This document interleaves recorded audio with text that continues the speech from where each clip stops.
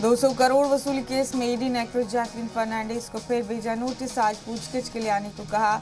Jacqueline को ED अब तक 5 बार भेज चुकी है समन।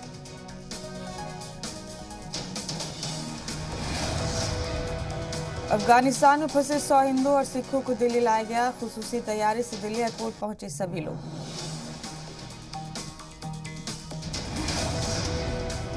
काबुल से रामायण और श्री गुरु ग्रंथ साहिब के स्वरूप भी लाए गए। मरकजी वजीर हरदीप सिंह पुरी और जेपी नड्डा सर पर लेकर निकले स्वरूप।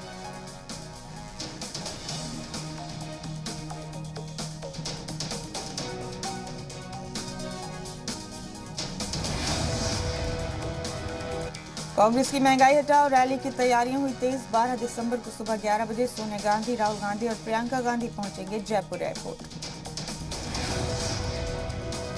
कांग्रेस जनरल सेक्रेटरी प्रियंका गांधी का मिशन गोवा। साउथ गोवा में आदिवासी खवातीन के साथ किया डांस।